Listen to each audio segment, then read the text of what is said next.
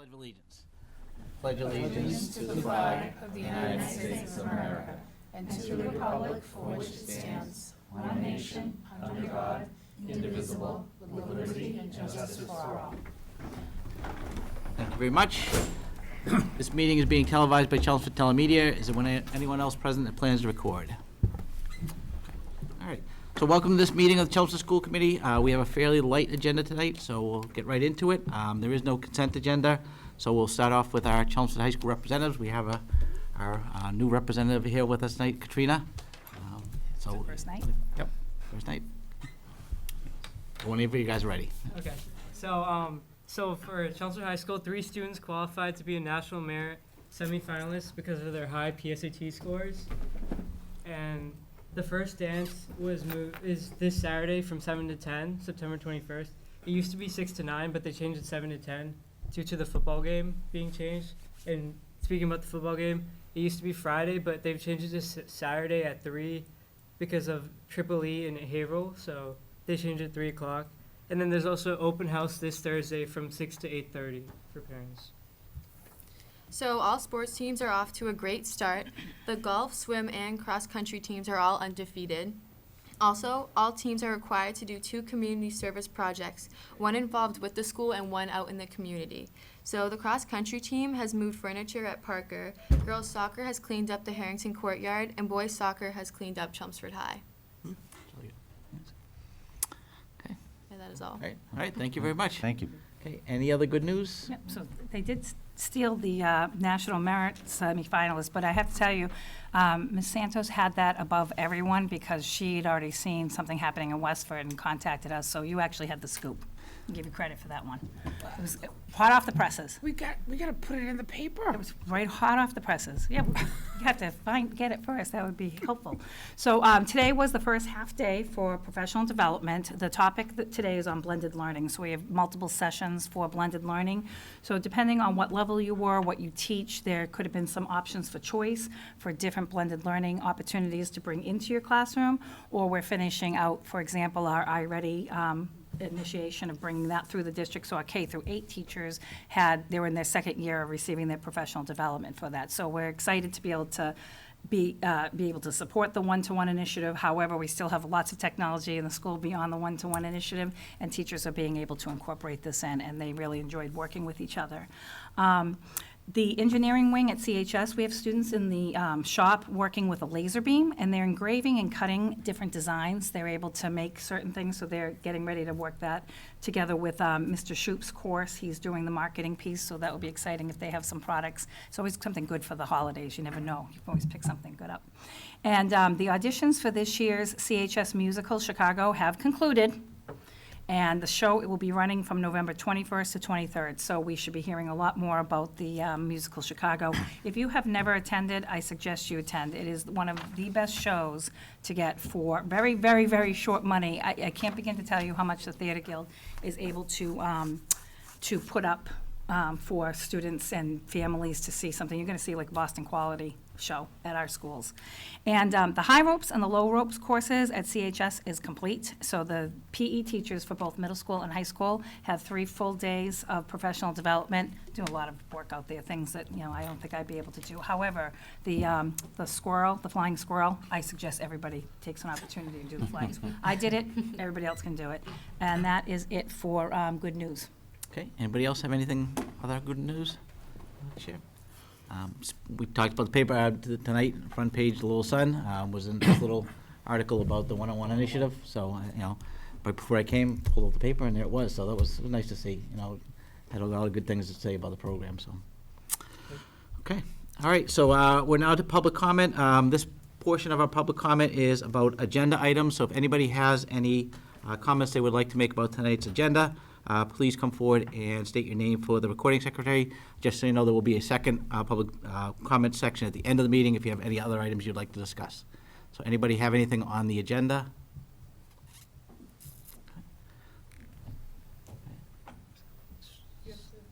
Yeah, just as long as it's about our agenda, posted agenda tonight is about our goals and some other things. So if you have something about something that's not on the agenda, we will have another portion at the end if you want to come up then. Yeah, we'll just come up for like the comment portion at the end. Yep, But we were just gonna discuss Mrs. Arrington.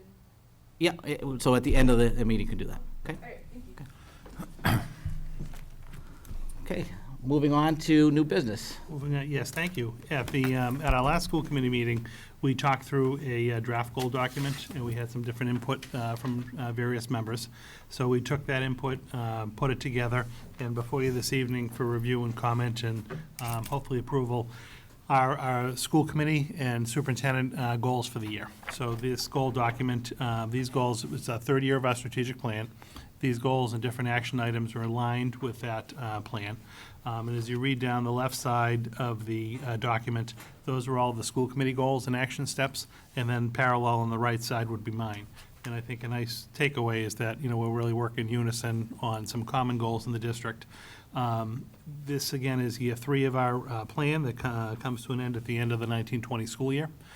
A little bit later on this evening, we're going to be talking about creating a new vision for the district and a new multi-year strategic plan process, which will start a little bit later this fall. But our first goals are kind of our academic goals and how we're going to support students academically. Our second goal pretty much ties in with our SEL initiatives in the district. Our third is our alignment of our financial and facility resources to support goals 1 and 2 in the district. And then again, we have a document with some of the professional practice goals specifically for the school committee and what you intend to work on for the year. Again, they're pretty aligned with my professional practice goals for the year, but they're laid out on the last page. So again, I think we've tried to incorporate suggestions from the various members into this particular document, and I would want to discuss that this evening and hopefully receive approval and finalize our goals for the year. Yeah, and just to review, we had some draft goals last time. We did kind of change some of the wording on some of our goals from last year to kind of better reflect where we are in the process. Where you had the suggestion of adding a statement about increasing awareness of diversity, so we did add that as goal, action step number 5 under goal number 2. We did get some feedback. Also, we had an email from a citizen, Hannah Barker, encouraging us to continue to work towards increasing diversity, and so I think that will probably be something that comes up at our meetings for our new strategic plan. So any other comments or suggestions people have, we'll take them at this point. And then if we're good, we can vote on our goals tonight. So anybody have anything? Maria? Well, I'm gonna keep this wording in there, Yeah, but yeah. the reason is because this is the end of a 3-year plan. So, and that's the reason why I didn't suggest additional things, because I think this is probably all we can accomplish in the next few months. But I think going forward that we have to get a lot more tough with ourselves on this and do a lot more on diversity. That's my I agree. Like I said, we are working on recommendation, but anyway. this strategic plan, but with the new strategic plan coming up, that's definitely something that we should be discussing at that point. Any other thoughts? Any others? Donna? Yeah, just with regards to our action steps, I think the only thing that I'm questioning, I like them and everything, but, how are we going to go about doing it? So it's almost like we need action steps for our action steps, because it's not really complete. It says we're going to evaluate, but it doesn't say how we're going to go about doing that. So I just need to, or we need to figure out, how and when we're going to kind of expand these, and what will be the tools and the metrics that we're going to use for determining, whether or not we've met that goal. And I think one of the things that came out of our workshop is that, we need to look at these more often than at the end. We should have a time frame and somewhere in the middle where we're kind of stepping back and taking a look at them and seeing how we're doing at getting towards those goals. So maybe we'll set something aside, mid-year or so, beginning of January, end of December, and then we can maybe talk about that and how we're measuring them and that type of thing. So. And the other thing, too, is in our last packet, when we had these goals in the draft form, the blank column, which is where your goals are now, the title is actually Results Actions Taken in 2018-2019. So I was wondering if there's if we make available to the public a report on how we did on last year's goals. Yeah, because we had that from our workshop, so I can make that available. Okay. Yeah. So that column came about from that. So when we had our workshop and we were kind of looking at how we did with last year's goals, I set that column up and put Right. some points in there. So, and I then took that column out when we set the new goals, but I can forward that document, unless, it probably is in the packet from that meeting, From the workshop. workshop, yeah, Yeah. Because it was blank in the last meeting. right, but from the workshop, Yeah, it was always the two-column school committee superintendent. Right. When we did the workshop, Dennis we just took my side out, just so you could kind of see the action steps you took. But I did think we published that to the I thought so. I packet. couldn't find it. I can couldn't look. find it on the website. and, yeah, and if not, I have it. Yeah. It's not- Yeah, if not, we can get it up there, because it would have been posted as part of the packet for that night. Maybe we didn't post the packet for that night because it was more of a workshop, Right. but we can go back and post that packet. Okay. Yeah, 'Cause that's fine. we do have one that just says our goals, and maybe we can put it underneath that, so you don't have to search through the packets in order to be able to find it. I'll figure out a place to put it. Okay. All right, anything else? Anything on the superintendent? I know you made some changes to the Yeah. wording. Yours? I tweaked them to be You did. consistent with yours, and a couple of the items were multi-year goals and action steps, so I used the word continue, similar to some of your goals, because, again, they were intended to be done by June of 2020. So I did make some tweaks to that. And then I had given you that singular handout on my professional practice goals of the last document. So that's basically a cut and paste just into this format, with the exception of the communication strategy. Maria had pointed out, I think I originally talked about parents, but it really is all district partners. So I use district partners instead, and that's really all inclusive of, parents and staff and community members. So I just broadened the I see verbiage that there. change, thank you. Okay. All right, any other thoughts? Okay, so I'll entertain a motion to approve. Do we have to approve our goals and your goals separately? You can put them together if Okay. you want. Take a motion. I make a motion to approve the 2019-2020 school committee and superintendent goals as presented. Second? Second. Okay. Any other questions or comments? Okay, all in favor? Aye. Anybody opposed? Any abstentions? 5-0. Great. Right. Item 2 on the agenda is just a brief discussion of our upcoming public forum. At the last meeting, we floated a couple of dates. One was in October, and then one is in December, to get together to start some of our foundation work around the strategic plan. We did reach out to the Elks. We had said that that was a nice venue. We had our summer leadership retreat at, and that worked for them, at least for the October date. So we're locking in. We're going to give it a try there in October. In December, we may be in competition with a Christmas party, but we're going to see how that gets a little bit deeper into the session. But let's try the October date and see how that works. We did firm up Tuesday, October 22nd at 7. Linda was nice enough to put a flyer together that I attached to the memo that once we kind of lock in tonight, we'll start to advertise in the community. We'll put it out through the schools to parent groups and staff. And then at our first meeting in October, I'll craft together an agenda with some talking points that we can actually go into that meeting with. So for tonight's purpose, really kind of locking in that October 22nd date, it will be at the Elks, it will be at 7 o'clock. That'll be our first kickoff meeting. And again, I'll provide more details at each meeting, but in particular at that first meeting in October, we'll talk about what the structure of that night might look like. So again, just for information purposes, make sure no one's changed their mind. We can lock into that date and we can start pushing that. Does that date work for everybody? Everybody's good on that? Okay. Yep. Are they going to start sending out surveys to staff and that beforehand? How's the process working? So we should have some data by the 22nd, even if it's preliminary, but we're actually working right now on creating some parent and some staff surveys that hopefully will go out the last week in September. And we're getting close to the last week in September. Right. So those will be going out soon. We'll get a preliminary look at that data and at least bring some topics to start to discuss that evening. But I'll have a clearer picture of what timelines might look like and what expectations can be for the data when we get together on October, I think it's 5th, that first meeting in October. How do you envision this? Do you envision it's like a presentation type of thing, or is it more of a, We can talk more about that at our first meeting in October, but I actually envision more similar to the community forums we had for the facility assessment, where we'll have groups, sitting at various tables. It's a nice venue, round tables, 6 to 8 people can sit comfortably.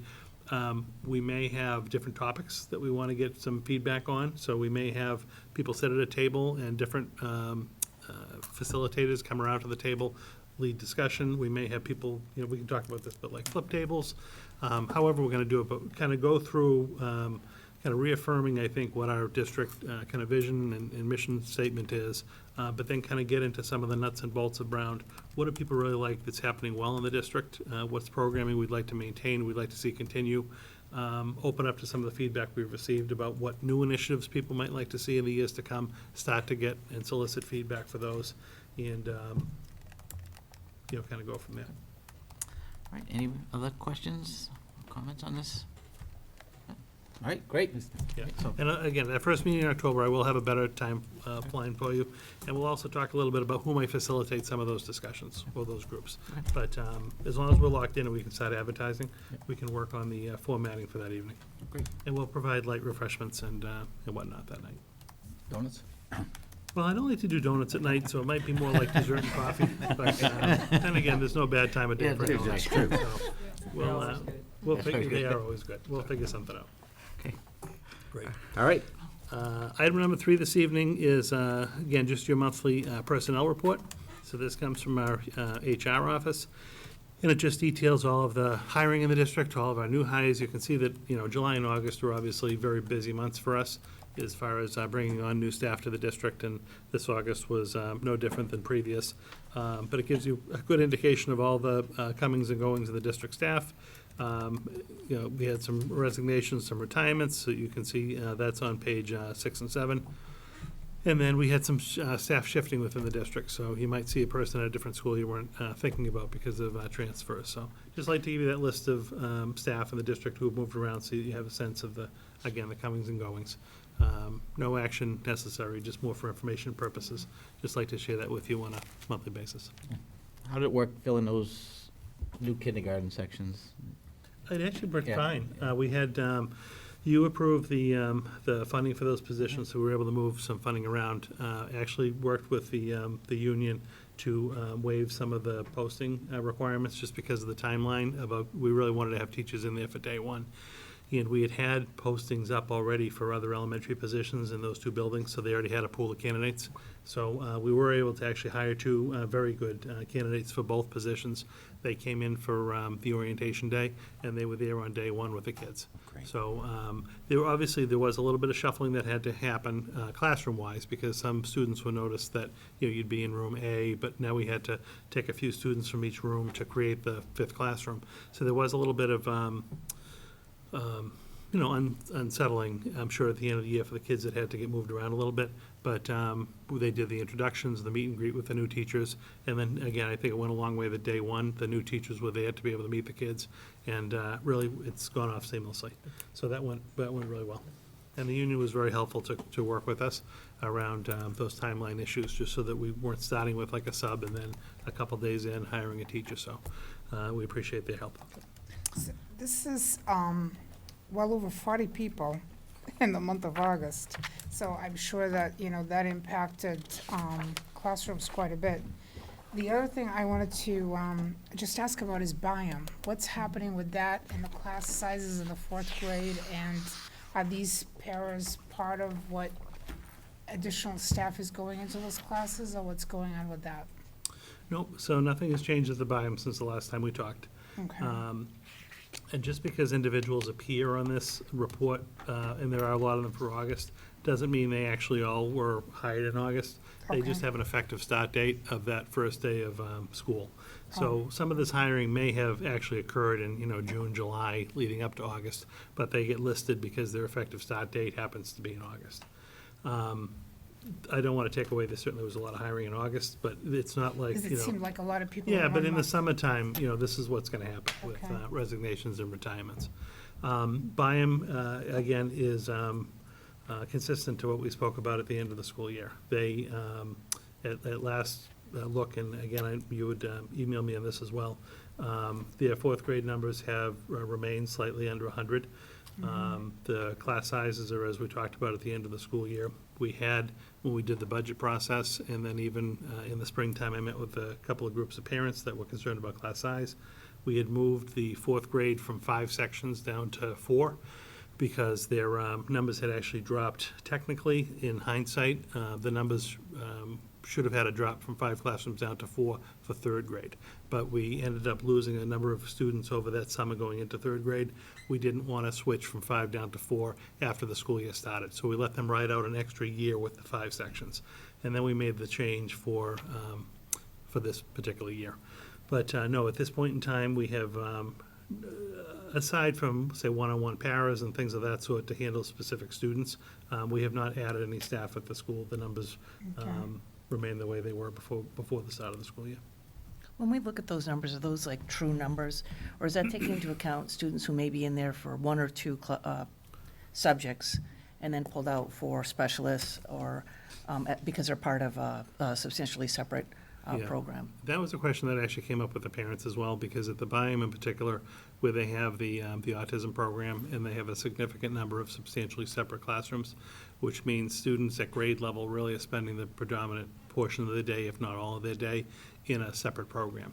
In our roles, they're still listed, say, as a 4th grade student, but I do know in the 4th grade numbers that we actually have 4 students who are pretty much exclusively in the autism program at the BIAM.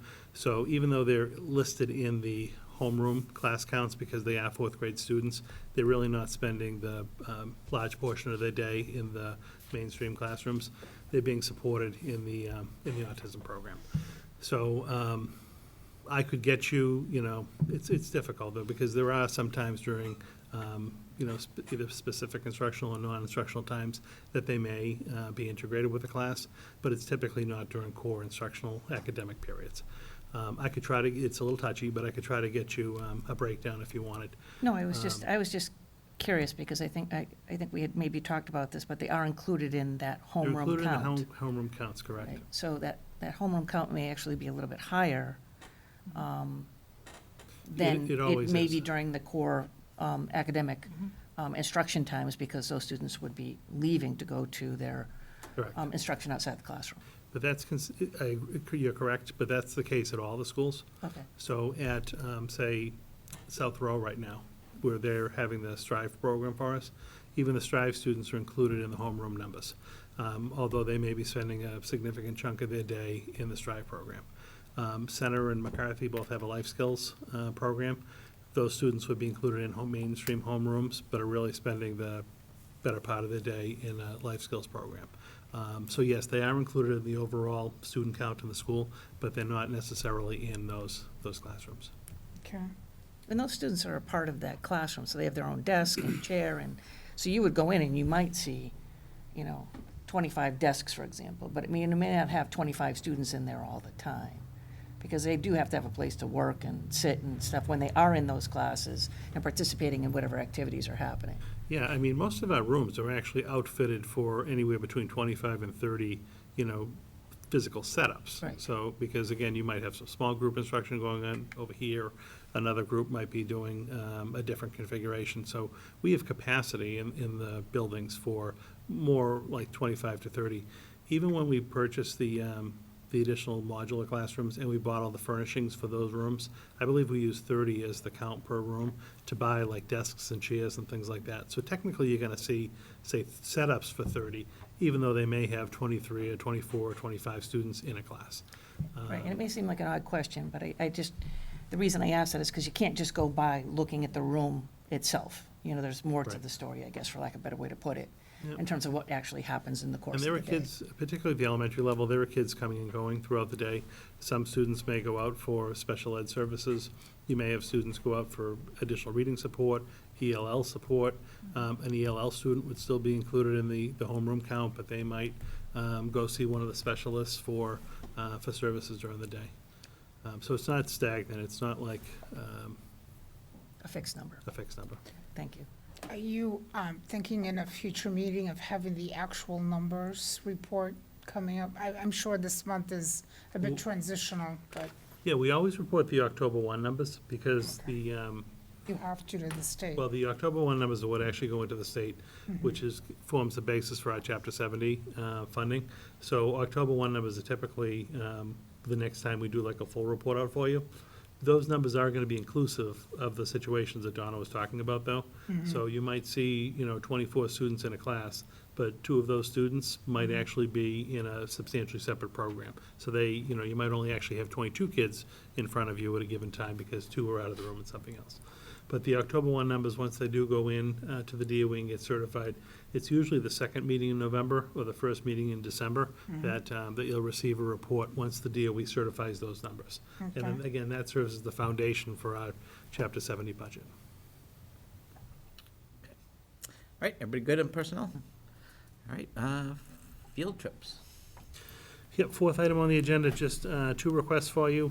Field trip for the Chelmsford High School environmental science classes. There were a couple of classes that are interested in doing a one-day trip. It's out of state to, I can never pronounce this correctly. What's that? Ordeorn Point State Park. It's up in Rye. I just can never get the name correct. And then the dates are out for my national conference in February with the Association of School Superintendents. So just requesting approval for those 2, a field trip and a conference. Can I just make a comment on that? Your field trip to San Diego coincides with my birthday, so I may vote no. You need me here for your birthday? Yes, that's not acceptable. Maybe you could just abstain. All right. You just need a motion, right? Yep, motion. It's Just make a, Valentine's birthday, right? yeah, Valentine's Day. That's That's what happens whenever people find out. They go, Right. I make a motion to approve the field trips and conference requests as presented. Second. All right, any further questions or comments? Okay, all in favor? Aye. Anybody opposed? Anybody abstaining? Okay, 5-0. Thank you. All right, any liaison reports? We're up and running. Oh, Yeah, right. boy. Yeah, Yeah.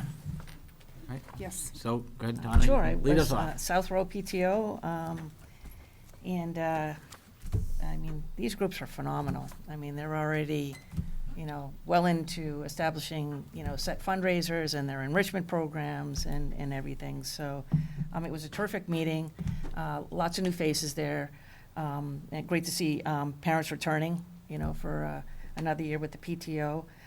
Their next meeting will be on October 7th at 7 o'clock. 2 events that they have coming up. The first one is the ice cream social on September 25th, and the second one is the pumpkin fair on October 19th. I attended the Byam PTO meeting. Again, very similar to South Row. A lot of really involved, terrific parents doing a lot of really hard work to bring some really nice enrichment programs to the schools. Their next meeting is on October 9th at 7 o'clock. It's my birthday, John.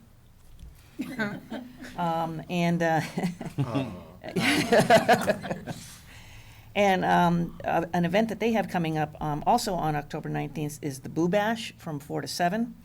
And John, I'm really sorry about this, but you and I are sponsoring a trunk for the Trunk or Treat.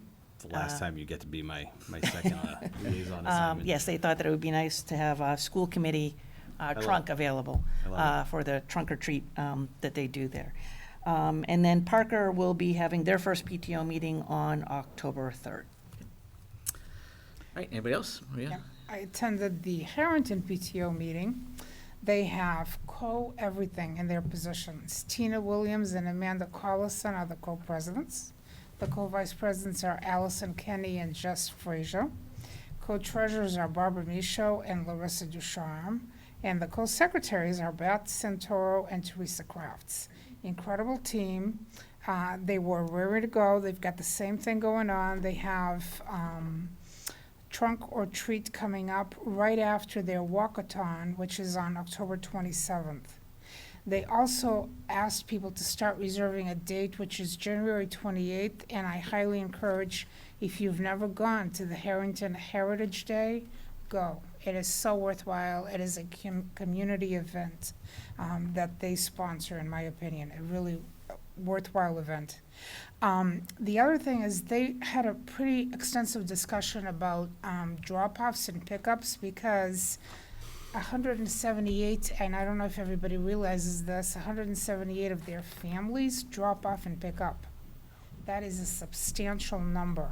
One thing that they brought up at their meeting is for us to possibly consider what the reasoning for that is, and considering that as an agenda item for the year, on a possible solution. It's a pretty large number, and it affects traffic. The other thing is, they talked a lot about the changes over the summer and what they're gonna do next year, because the fourth grade move-up, children are anticipating a particular teacher, all the move-ups where they go to meet their teacher, and they talked about how to handle that next year. There were a lot of really good ideas that they presented. So it was absolutely wonderful. Tomorrow night I go to the McCarthy PTO meeting, and I know they just can't wait to have me. Teresa Evans and Patty O'Brien are the co-presidents there. I enjoy going to these things, so thank you. Maria, can I ask one quick question? What was Sure. the issue at the buy-in parking? Did you say buy-in parking? Harrington. Ed? No, not buying parking. This is all at Harrington. Harrington, I'm Did I sorry. mess that up? I hope not. It's 178 families pick up That's and right. drop off. Okay, That, I thought, was a substantial number. thank you. I did go to the football game. I don't know if you realized that we scored 2 touchdowns, which I thought was wonderful. We didn't win, but Looks like we the other did team score scored 2 more. touchdowns. That's wonderful. The band did a phenomenal job, and they're playing to Bruno Mars, Yay Go, and Colligard, of course, I always think is great. I'm biased. And then I went to the Theater Guild parent meeting last night, and you've already announced what the dates are, but they have so much going on this year in theater, and so much involvement. The guild, there were well over 40 people at this meeting last night, and for participation by parents, I think that that's absolutely tremendous. Okay, anybody else? Just, the Chelmsford Friends of Music will be meeting this Thursday at the public library, the Chelmsford Public Library, in the downstairs meeting room, And CPAC's having something in the library. 9:24. Okay. And it will be an opportunity to meet the student support staff. I saw that on, I'll be going to CHIPS PTO this Friday afternoon, and then the high school's first PTO is October 7th at 7 o'clock. all right, get right into the action. I just want to say the Boo Bash is an outstanding event that they do every year. Yeah, and so is the I'm- pumpkin fair on the same day. And what's that? So is the pumpkin fair on the same day. It's all throw. Oh, the South Row Pumpkin Fair? Yeah, awesome event. All right. Little competition going on. Yeah. I will definitely be going to the Boo Bash. My Yeah, kids. should my go to the kids- pumpkin fair, too. All right. I did both last year, I'm just saying. I heard about it in your Started football my day at uniform. South Row in my football uniform, and I ended up at the Boo Bash. Oh, jeez. It was exhausting, but I did it. But not exactly a liaison report. I did go to the open house for Byam. I had to go to 2 sessions because I have 2 kids of varying age, and they just do an outstanding job. Mr. Fredette and the whole admin team there and all the teachers just really do excellent work. They kind of just sit down and teach the parents. It's kind of an interesting event. But overall, it went really well. Mr. Murray's daughter is in kindergarten with my son, so who knew he was sitting next to me in orientation with his New York Yankees tie. All right, any new items people would like to bring up? Anything for a future agenda New items, in general? Nope, just in general. Okay. All right, so now we're to our second public comment section. So if you have any other comments you'd like to make, you can please come forward and give your name to the recording secretary. Just keep in mind, we can't directly discuss any personnel issues, but if you'd like to make some comments, you may.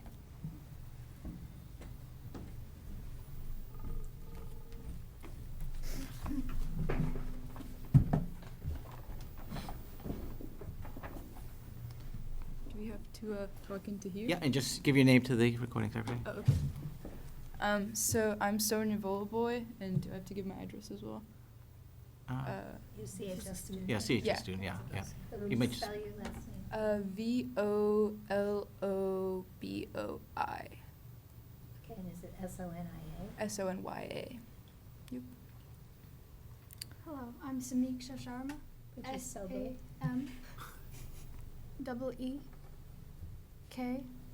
SAMEEKSHA. And Sharma. But that was part of my first name. Sorry. Okay. And Sharma, SHARMA. That's all. Great. So both of us are seniors currently at Chelmsford High School, and we've come to discuss the recent absence of Mrs. Arrington.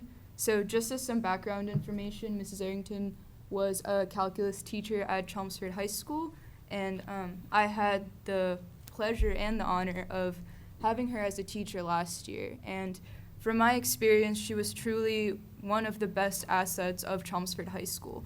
She was a teacher that knew the subject incredibly well. And so BC and AB Calculus is the highest tier level of math offered at Chelmsford High School. So she was just a phenomenal teacher, and this is not just reflected through my sentiment and the sentiment of the students that had her, but also through her AP scores. Like, if you look at that, we're talking high 4s average on the AP exam. And so recently, she's been asked, well, she was sent a letter with the intent to terminate Okay, a we week. just can't get into the details of personnel, so All right. you could just say she moved on if you Yes. would. So she has moved on after a week of her being at the high school. So currently there is no calculus teacher at the high school, and I'm just confused as to, I assume I can't discuss the terms of her leaving, but if the administration could provide some more background information as to kind of give the students confidence in their decision to ask Miss Arrington to leave, and also provide some explanation for the timing of the issue. Because again, like, the students came in and they were very excited to have this phenomenal teacher, because Mrs. Arrington's reputation is that of, once again, an amazing calculus teacher. And a week into school, we come in and there's nobody to teach the class. And I'm a bit concerned with the administration's ability to find a new calculus teacher, not even of Mrs. Arrington's caliber, because that's even less likely, but any calculus teacher that's available midway through September. So, yeah, my two issues are the terms of Miss Arrington leaving, and also just the timing of the decision. Okay. Good evening, everyone. I'm Samiksha Sharma, a CHS senior. As students, we're taught to prioritize our decisions based on their impacts and our own well-being. Doing so consistently over the years has successfully taught us how to make decisions, and also to recognize when something seems out of its order of importance. Thus, we felt especially surprised when our smoothly functioning class all of a sudden came to an abrupt halt. Our situation is uniquely compelling because we are seniors in high school. So our fundamental concern right now is to solidify our grades and our relationships at Chelmsford High, so we can take our best foot forward into college and our future. The prospect of having Miss Arrington was great, not only because calculus is a complex subject, but also because she was able to deconstruct very intimidating math ideas into smaller topics that students could easily understand and apply. And she did so with a large number of years of experience, which added to what we gained from her. She was also updated in her curriculum and her understanding of how the AP test evaluates a student's skills. For example, we all know simple high school English and math, but still not all of us can teach a student how to give the SAT. Why? Because it is a standardized test, and it tests you on specific skills on a subject, and not everyone can present that. Similarly, in an AP Calculus class, we require a teacher who is not only knowledgeable about calculus, but someone who has dedicated their time into building our interest and also rigorously preparing us for an AP course, which has its own specific style of questions and its own standards. So when an individual's penalty ends up penalizing the students instead, it demands some retrospective reevaluation. Because as far as policy is concerned, it is only purposeful when it has a backup plan and does not allow a student's hard work over 4 years become collateral damage. Therefore, let us take a moment to recognize that it is our common goal to keep Chelmsford an enriching and collaborative environment by staying prepared with a reformed policy or a backup plan that allows students and their well-being to be of foremost regard. Thank you. Thank you very much. Thank you. Right. Thank you. Thank you. Thank you. Thank you, Rose.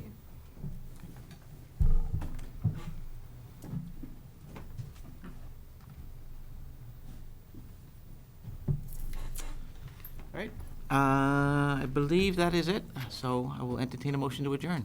I make a motion to adjourn. Second? Okay, all in favor? Aye. Anybody opposed? Okay, quickest meeting. All right, thank you very much.